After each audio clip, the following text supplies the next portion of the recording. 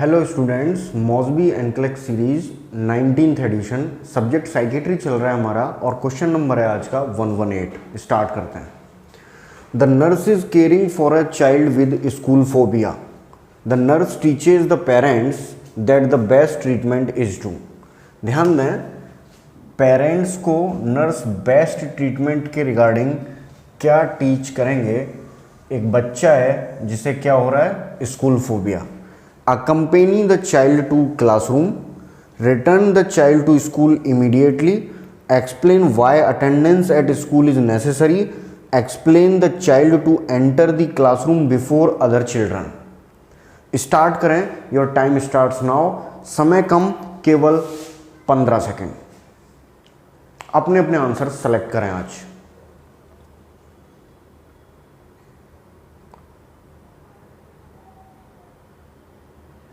Eliminate करें। Teaches the parents पे focus करें।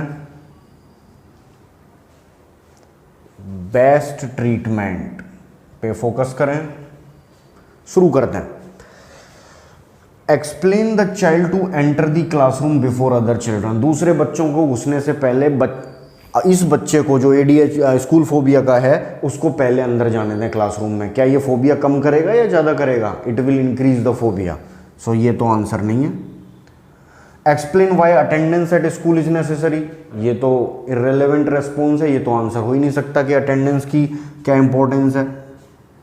अब बच्चे दो, अकम्पेनिंग द चाइल्ड टू क्लासरूम, बच्चे को क्लासरूम में ही रखेंगे ज़्यादा से ज़्यादा समय तक, या return the child to school immediately, या नर्स ये टीच करेगी कि बेस्ट ट्रीटमेंट ये है कि जितना जल्दी हो सके उसे स्कूल के एनवायरनमेंट में ले जाया जाए, उसे स्कूल इमीडिएटली रिटर्न किया जाए।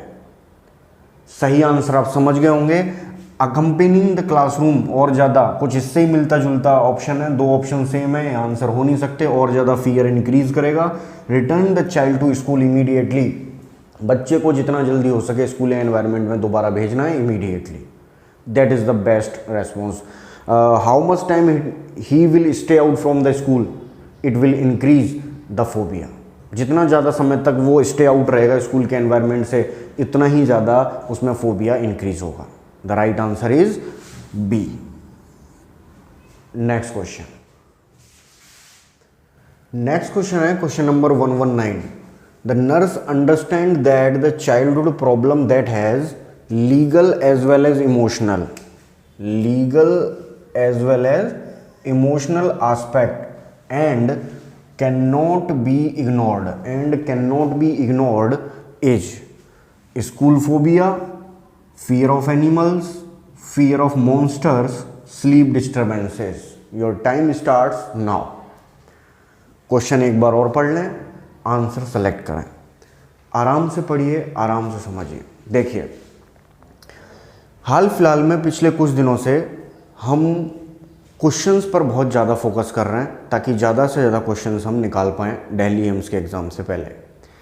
बट फिर भी मॉस्बी की जो इम्पोर्टेंस है वो ज़्यादातर बच्चे नहीं समझते हैं नर्सिंग में।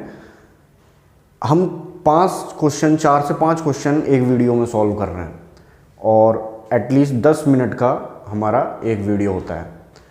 तो 2 मिनट हम पर क्वेश्चन दे रहे हैं और 2 मिनट में अगर हमें एक मॉस्बी क्वेश्चन सॉल्व करने में मिल रहा है तो ये तो बहुत ही अच्छी बात है।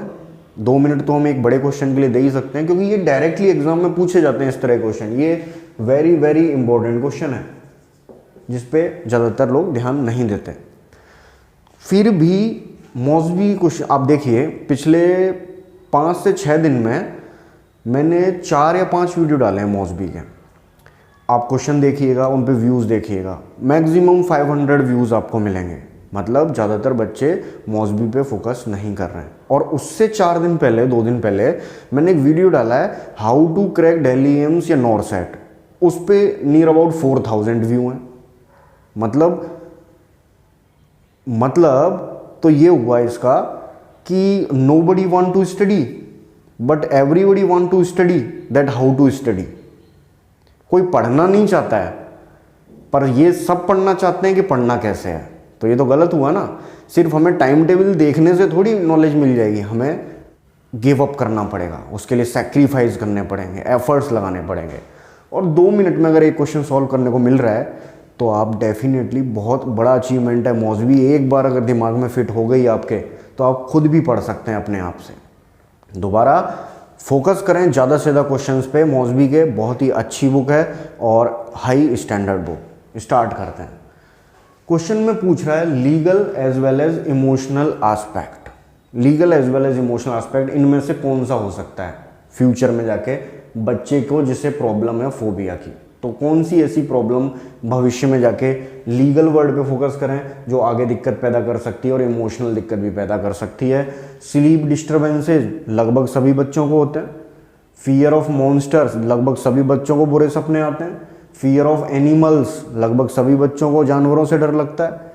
स्कूल फोबिया, कुछ यहाँ अलग से नहीं अंतर लग रहा है, 3 लगभग एक जैसे, एक थोड़ा सा डिफरेंस अलग लग रहा है। School phobia, school phobia suppose अगर हो जाए तो भविष्य में उसकी स्टडी को इफेक्ट कर सकता है, उसकी इमोशनलिटी को इफेक्ट कर सकता है, उसकी एजुकेशन इंटेलेक्चुअल लेवल को इफेक्ट कर सकता है। ये इंटेलेक्चुअल लेवल भविष्य में जाके लीगल प्रॉब्लम खड़ी कर सकती हैं। तो कुल मिला के कहीं ना कहीं ये एक ऐसा एस्पेक्ट है फोबिया का जो बच्चे के लिए भविष्य में जाके लीगल और इमोशनल डिस्टर्बेंसेस पैदा कर सकता है। बाकी तीनों वेरी कॉमन प्रॉब्लम है। The right answer is a.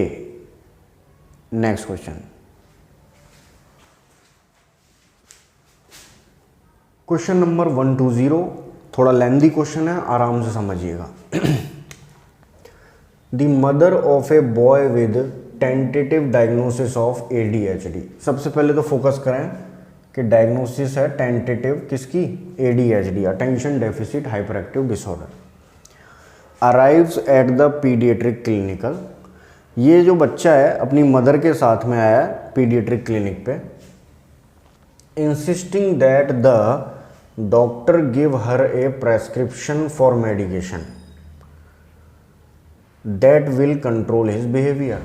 Mother जो एक बॉय के साथ आई है, अपने बच्चे के साथ आई है जिसकी टेंटेटिव डायग्नोसिस है ADHD, पीडियाट्रिक क्लिनिक में, insisting that the doctor give her a prescription for medication that will control his behaviour. Doctor ने एक प्रेस्क्रिप्शन दिया है मेडिकेशन का और विल कंट्रोल हिज बिहेवियर, जो कि उसके बिहेवियर को कंट्रोल करेगा।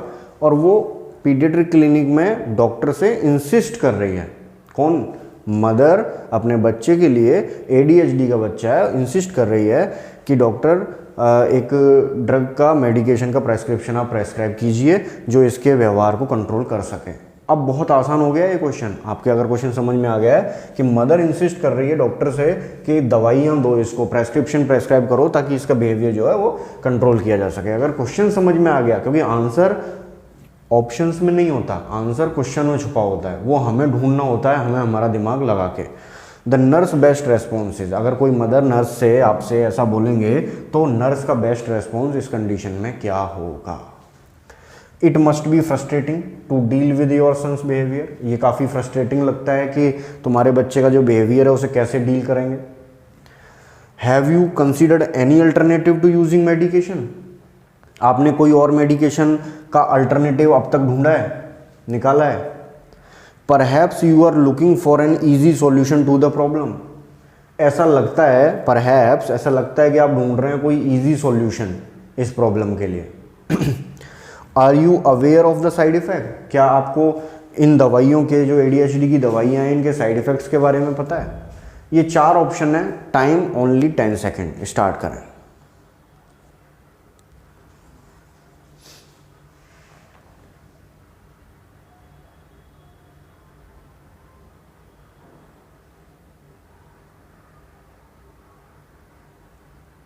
शुरू करते हैं, चलिए। साइड इफेक्ट क्या हैं इन दवाइयों के, ऐसा नर्स मदर को बोलेंगी। और एनी अल्टरनेटिव आपने ढूंढा है इन दवाइयों का? कुछ कुछ सिमिलर लग रहे हैं वैसे दोनों ही, और ये दोनों ही आंसर सही हो सकते हैं कि हम मदर को बोलेंगे कि मेडिकेशन का अल्टरनेटिव आपने कोई ढूंढा है?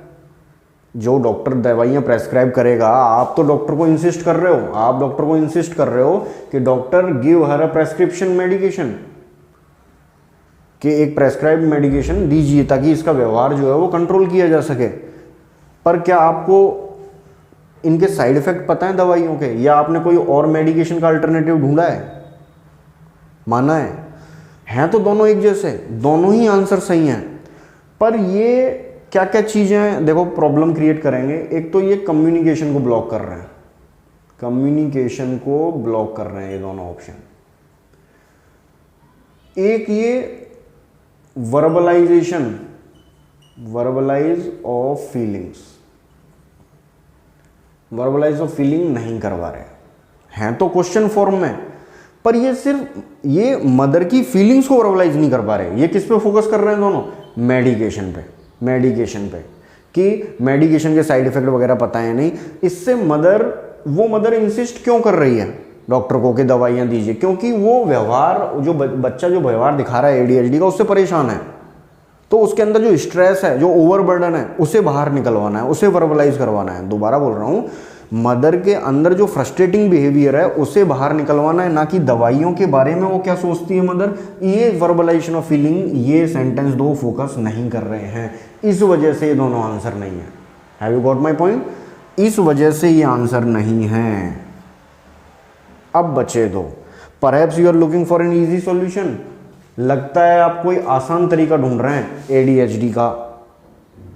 थोड़ा सा हार्श सेंटेंस नहीं हो गया, स्ट्रिक्ट सेंटेंस नहीं हो गया, रूड बिहेव नहीं हो गया ये मरीज के अटेंडर के साथ। ऐसा कभी नहीं बोलेंगे कि इतना आसान नहीं है या आप कोई आसान सॉल्यूशन तो नहीं ढूंढ रहे, तो ये भी आंसर नहीं है।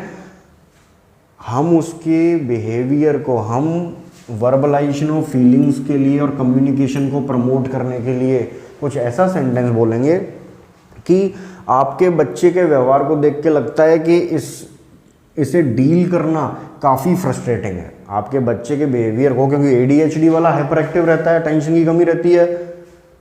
हमने लास्ट क्वेश्चन में देखा था थिंकिंग से पहले ही वो एक्ट कर रहा है, ऐसा लगता है। होता नहीं है ऐसा कि सोच से पहले एक्शन ले, पर ऐसा लगता है, इतना फास्ट हाइपर एक्टिविटी करता है। तो नर्स ये बोलेगी कि आपके बिहेवियर, बच्चे के बिहेवियर को देख के ऐसा लगता है कि काफ़ी फ्रस्ट्रेटिंग होता होगा, इससे डील करना, जिससे अब वो आगे वर्बलाइजेशन ऑफ फीलिंग करेंगी मदर और बताएंगी कि आगे क्या स्ट्रेस उसके दिमाग में है इस व्यवहार को लेकर। आई थिंक आपको आंसर समझ में आ गया होगा। बहुत ही अच्छे लेवल का क्वेश्चन था। Right answer is A। Next question, चलिए शुरू करते हैं। Question number 121। The nurse understand that the children with ADHD, फिर से एक और क्वेश्चन है ADHD का। ADHD may be learning disabled. एक बच्चा ADHD का लर्निंग डिसेबल्ड हो सकता है, may be learning disabled. This means that these children, इसका मतलब यह है कि ये बच्चे will probably not be self sufficient as adults, have intellectual deficit that interfere with learning, experience perceptual difficulties that interfere with learning, are performing usually 2 grade levels below their age norms. 2 grade level below their age norms. 4 option है। Your time starts now, only 15 seconds. Reply करें, eliminate करें, question समझें और answer दें।